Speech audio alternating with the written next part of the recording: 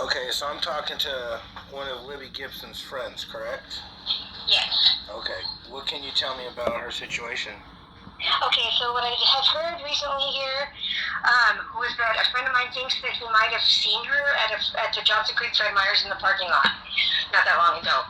Now, when I asked him what was said and the conversation consisted of, and did he see her face to face, like as person to person right there, he claims that he might have, but he's also older and has been through a stroke recently, so I don't necessarily know how much comprehension he was having at the time in his brain. Because her bank accounts, have not been touched since 2022.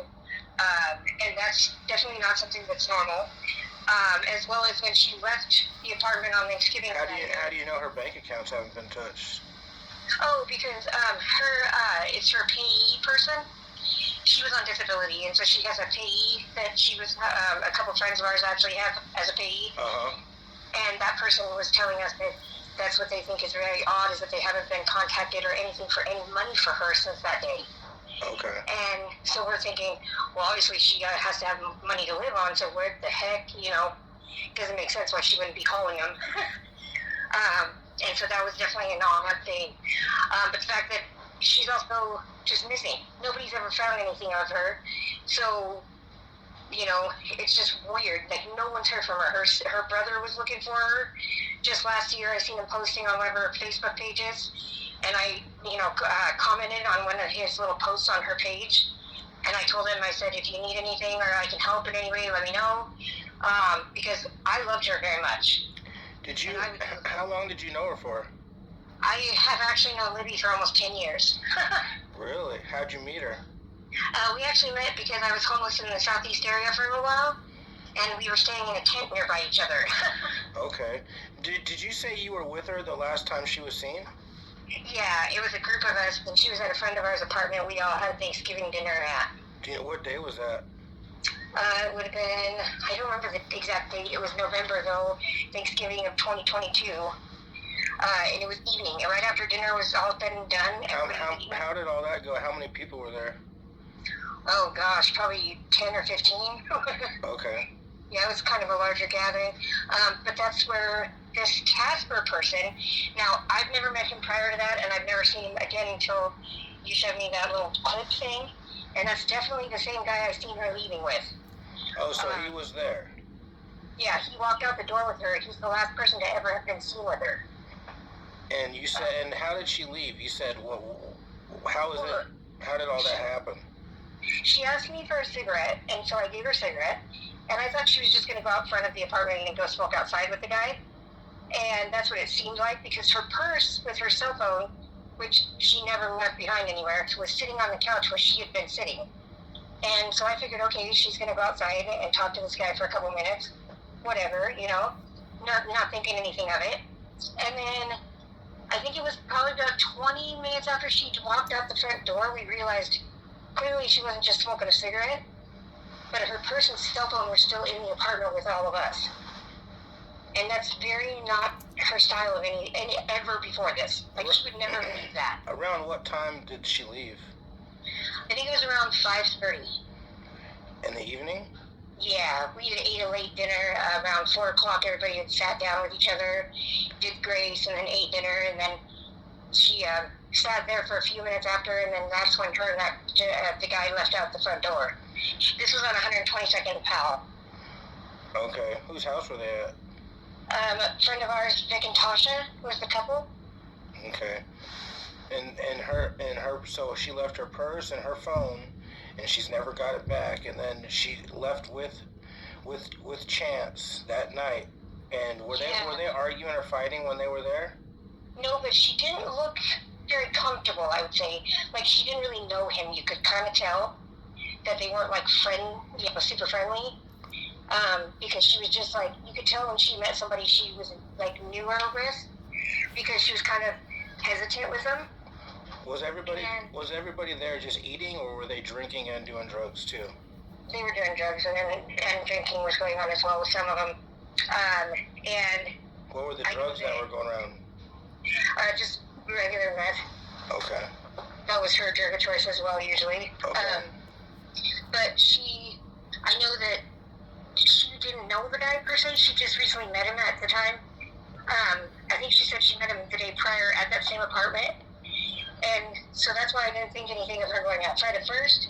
But then when her purse and, like I said, her purse and cell phone were sitting there for longer than what I thought was, smoking cigarette time, I go out the front door to go see if she's there, and she's nowhere, and neither is he. And no one's ever heard from her or seen her again.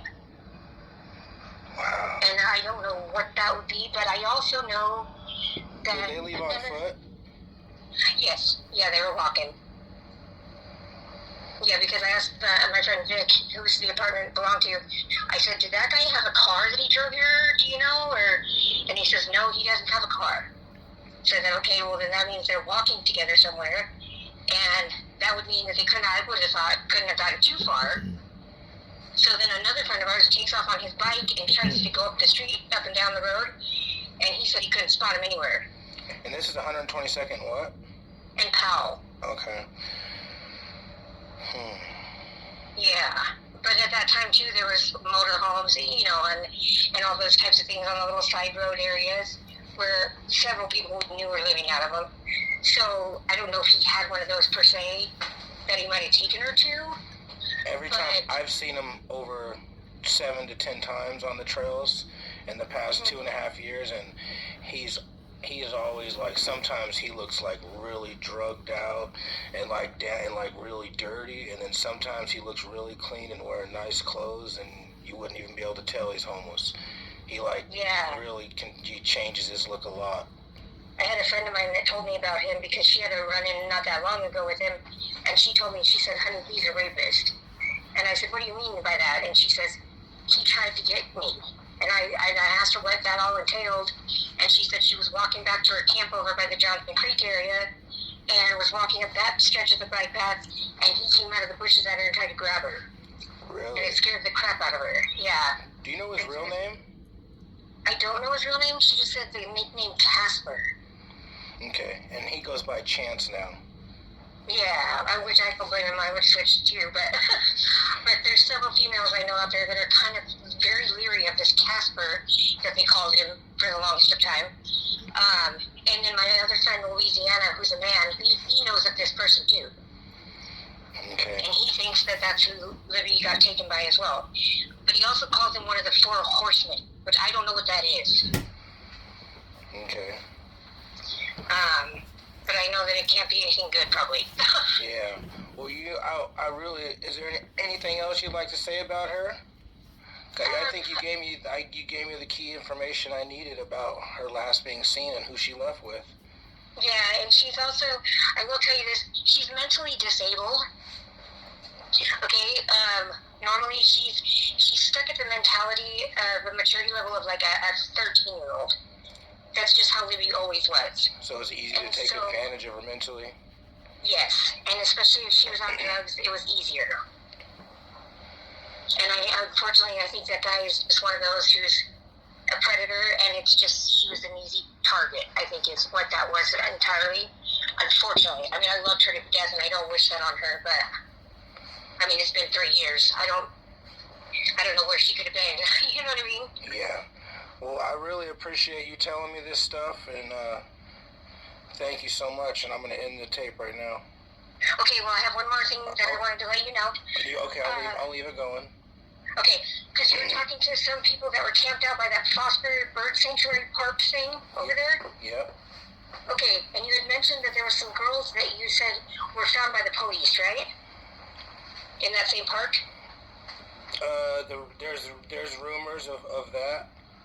Yeah, okay, so that was in 2015. I was actually parked in a camper up the road that I was living out of, and it was 13 females that were found in a mass shallow grave in the very back of that area. And I remember that very vividly.